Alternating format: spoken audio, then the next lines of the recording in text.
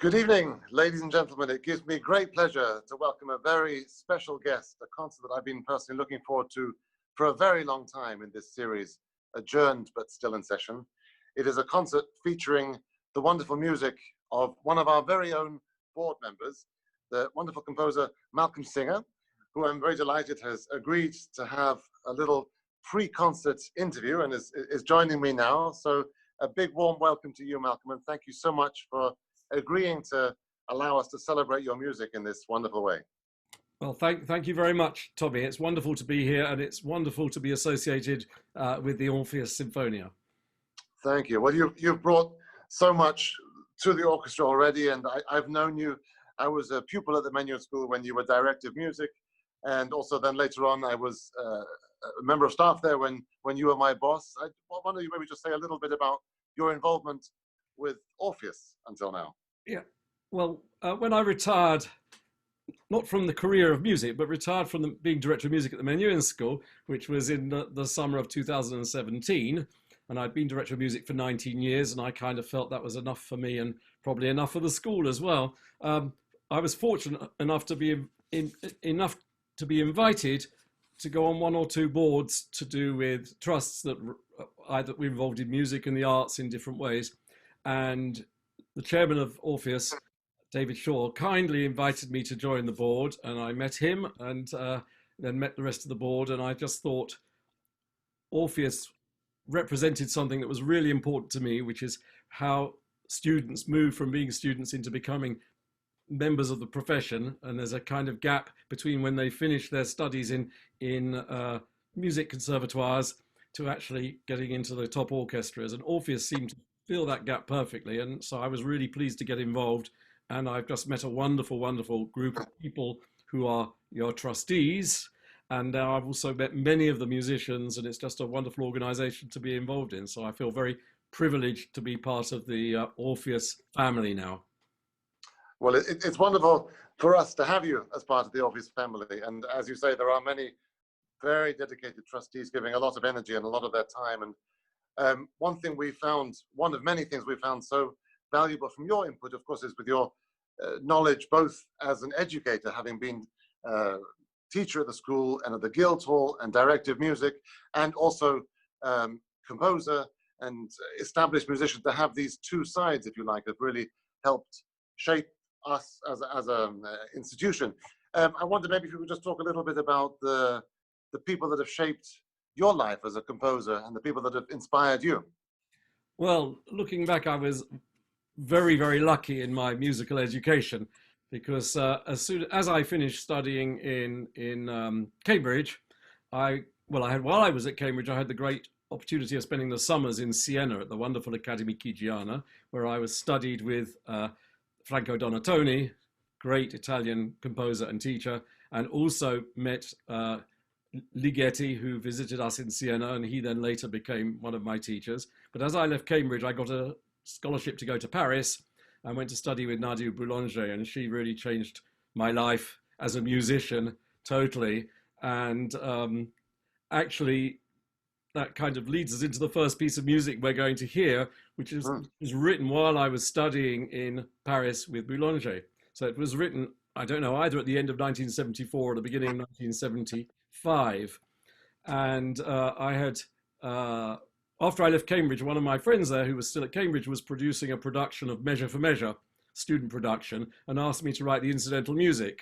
So I wrote a series of little interludes for solo flute, and they were performed in Cambridge. And then the two of us were on scholarships in Paris. It was myself as a composer, and there was a wonderful flautist called Timothy Wheater.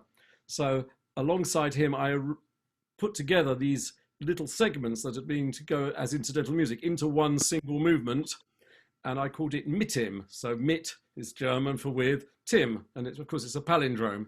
And so that's how the piece came into being. And I remember us taking it to Boulanger, who was an old lady then and almost blind. And Timothy came with me, and we played the piece to her. And she just blew our minds away. I mean, she couldn't really see the music, but she turned to me and said, "Have you written an F sharp or a G flat there?" And I said, "Oh, it's an F sharp." She turned to him with her hand and said, you are playing a G flat. I thought he wrote a G, F sharp there. So she had this fantastic ears and was incredibly inspiring.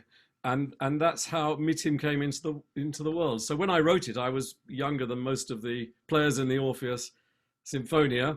And now we're in this incredible lockdown situation where we're having lots of concerts with single musicians. I thought it would be nice to bring Mittim back to the world. And Pasha, your flautist, just plays it absolutely beautifully. Well, I know that Pasha has loved playing your piece and having the chance to work on it with you. So this is a lovely way to begin this tribute concert to your music, to hear Pasha playing your piece, Mittim.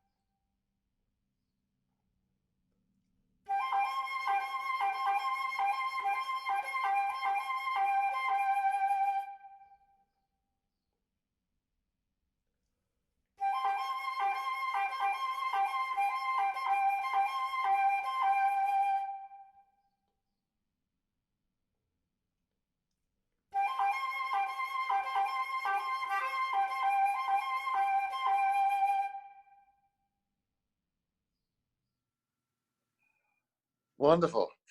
Well, the next question I have to, of course, ask you is if you could say a little bit about how you got involved in the school.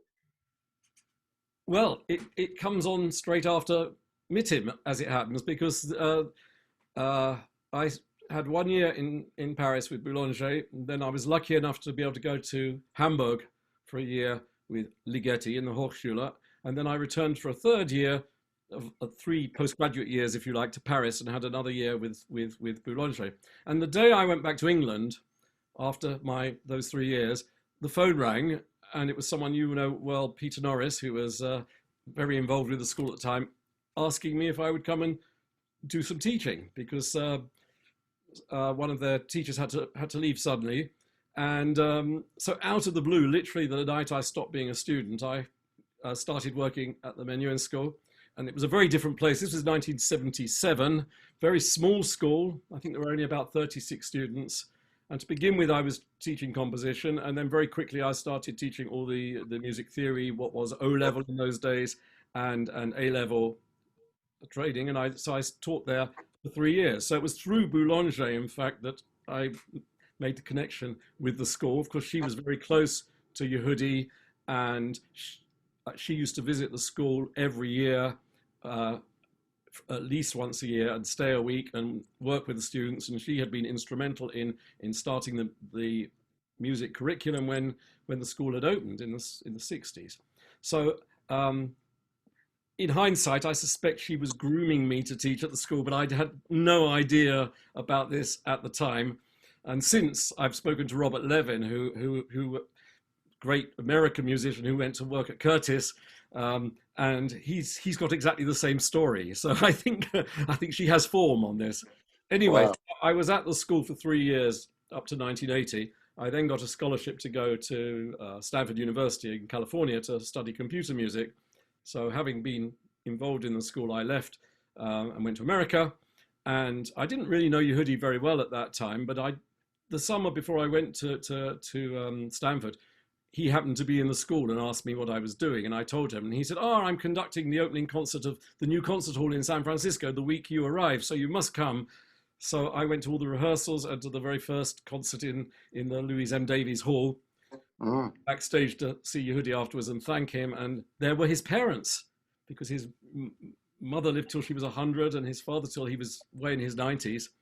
And the great Sir Yehudi, as he then was terrified as what his parents had thought of this concert he conducted. And I was shocked that this, my great hero and mentor, was still quaking in his boots as to what his mother thought of the concert. It doesn't go away. No, absolutely. Anyway, when I came back from the States, the school commissioned a nonette from me, so I was involved in the school with my piece for 3 violins, 3 violas, 3 cellos. And then in the mid-80s, I came back to teach again for my second stint, and I was teaching part-time some music theory and conducting the choir. And then in the mid-90s, I got too busy with other work that I was doing again, so I left the school again. And then in 1998, Yehudi invited me to come back as director of music, and that's when I started my stint as director of music. So I had three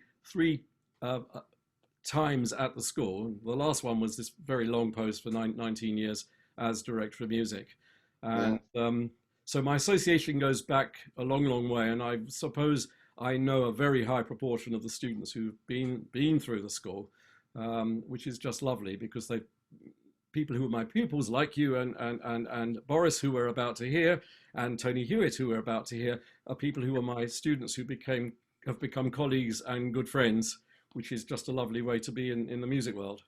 Yes. Well, I particularly remember all the composition lessons you gave, and one very strong memory I have, I think it must have been around this time of year, the summer term, because I remember we would at times sit with the whole class outside, and one of the aspects I loved about the lessons were your dialogue with us. You really were very interested in our opinions, and by asking us what we thought about whatever the pieces we were looking at, that really challenged us to question also. It was very much it seemed like a kind of teaching that really got us to think very actively about everything that was going on, as opposed to telling us it goes like this. Was that something came from from yourself or from your own teachers with your? I think it's a bit of everything. It came, I mean, my mother was a great piano teacher, so teaching was kind of in the blood.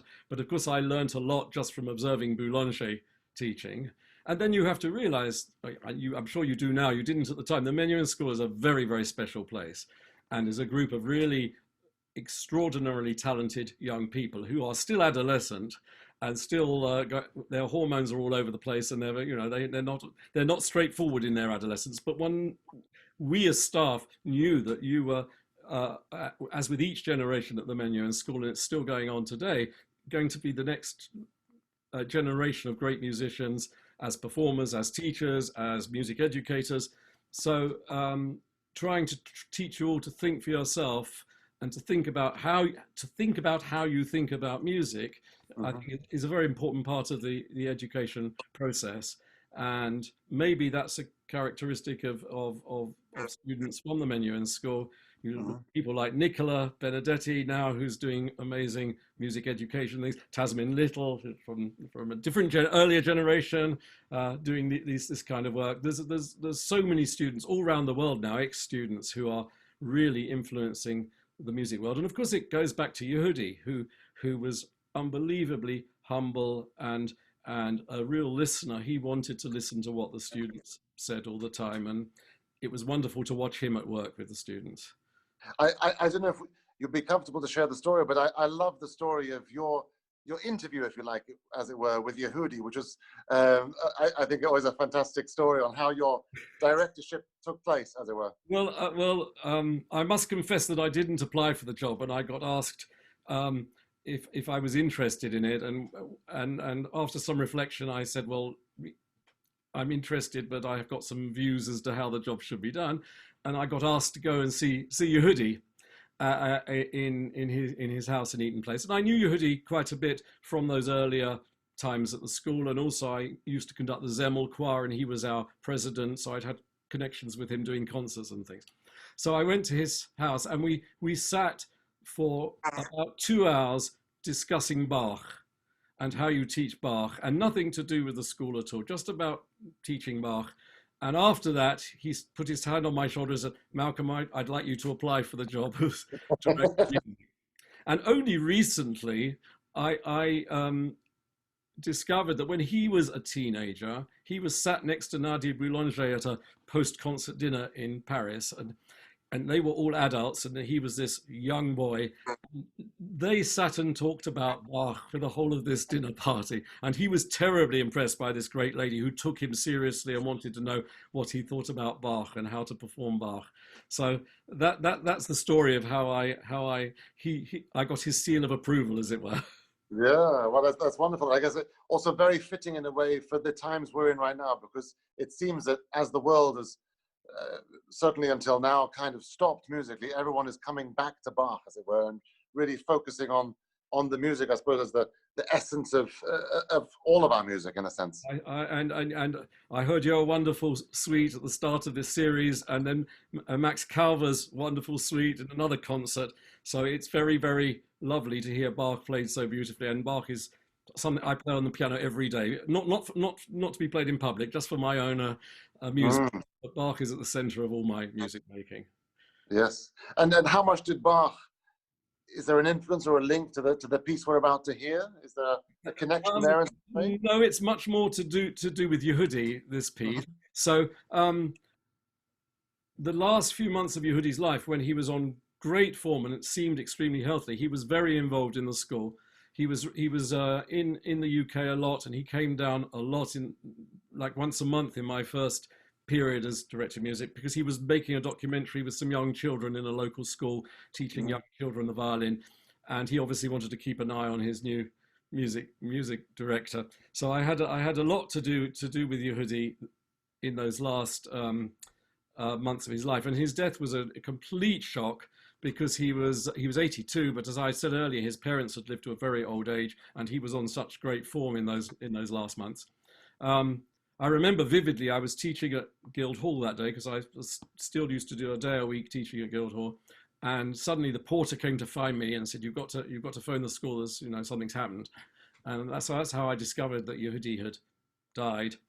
and I drove like a maniac down to the school. And as I turned Radio 3 on, on the car, they were playing Yehudi's recordings. I turned to Classic FM, they were playing Yehudi's recordings. And I arrived at the school, and there were TV cameras everywhere, because that's the only kind of bricks and mortar associated with him.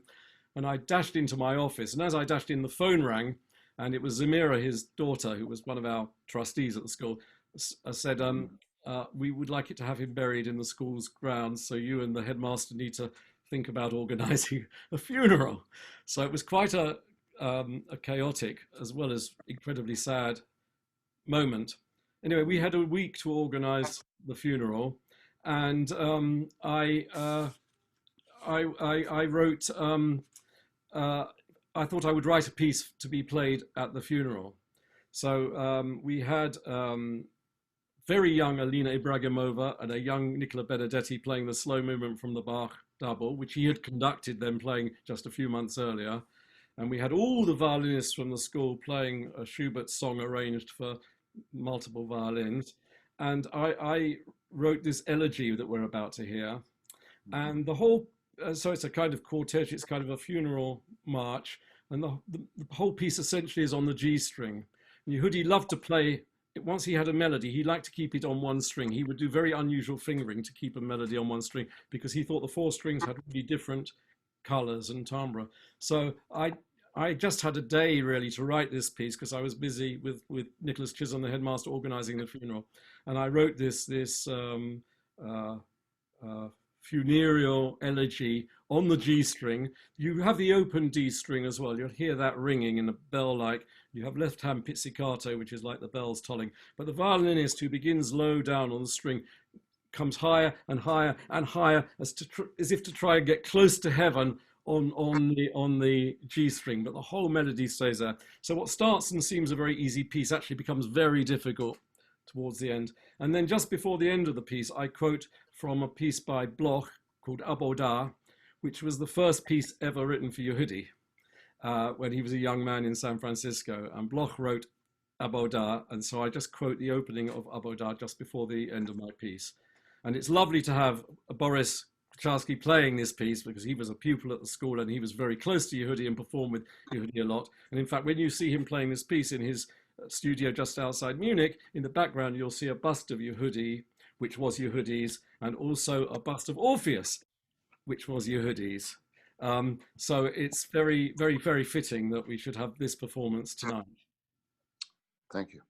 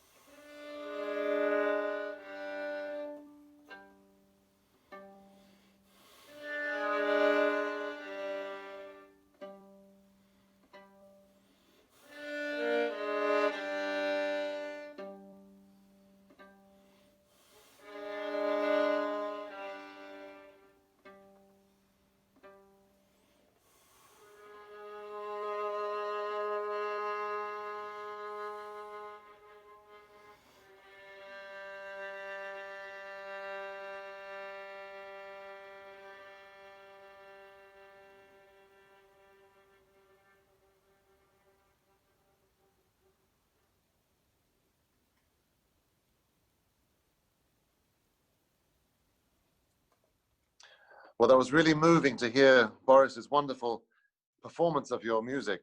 And Boris was actually the first person, I think, that I met as a student when I first came to Menuhin School in 1984. I remember that he had to put up with me as a young cellist playing Mozart quintets. And he remembers that very, very well, because he was a senior figure in the school, and for some reason he was landed with me. And since that day, we've become very close friends, and we've played a lot of chamber music together. He's one of our concertmasters at Orpheus Sinfonia, and we're always thrilled when he's able to be there. And I know he's a close friend and musical colleague of yours as well. So really, really touching to hear him play this special piece. Thank you so much. And that brings us on to the final piece in the program, a piece created specially for this moment, I believe. Would you tell us a little bit about that? Well, I've just been writing what I've called a lockdown suite for piano.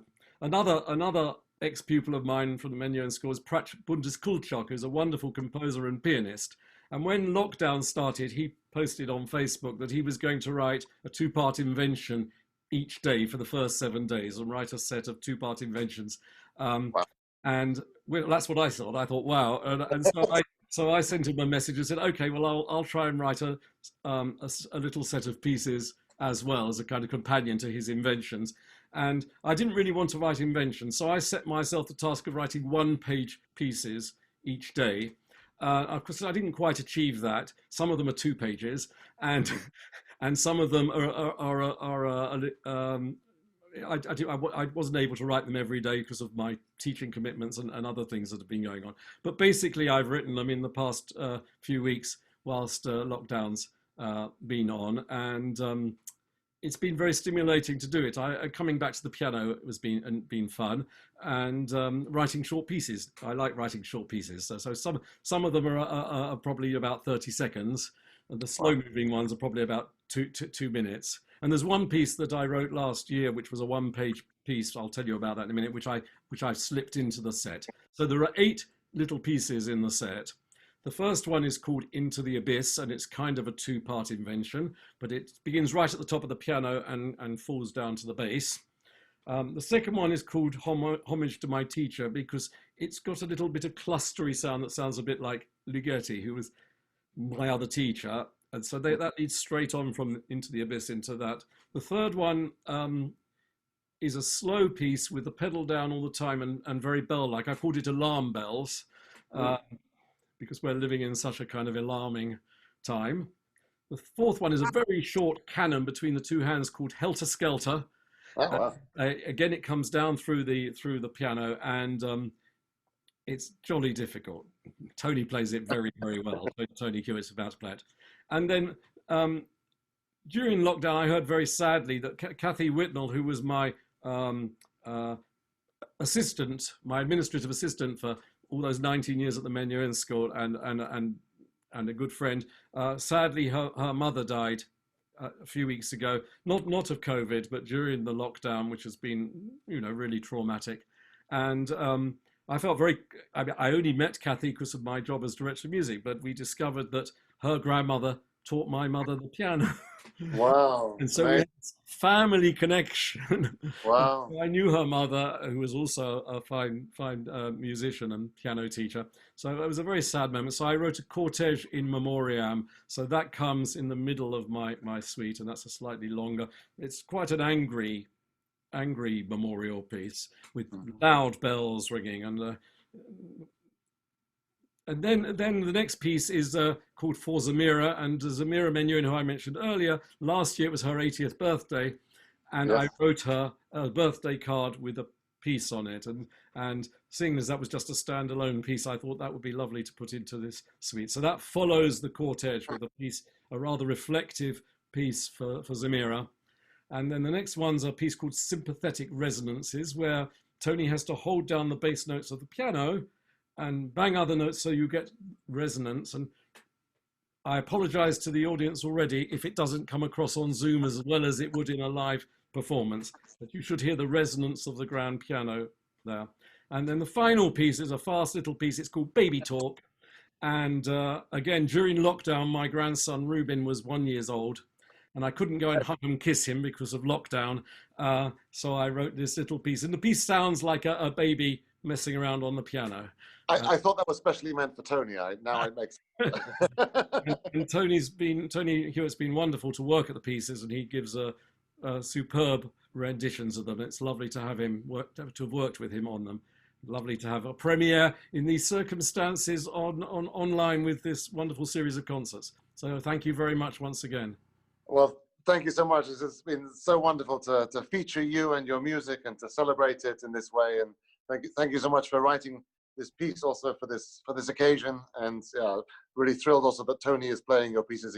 He's one of my closest friends and also musical colleagues. So it's great to see this combination now that we're about to witness. I hope that the series goes on very successfully for as long as it has to. And then I hope we see all you people in the audience in person at Orpheus concerts, when we can hear these wonderful musicians making music again in churches and around the country. So thank you very much.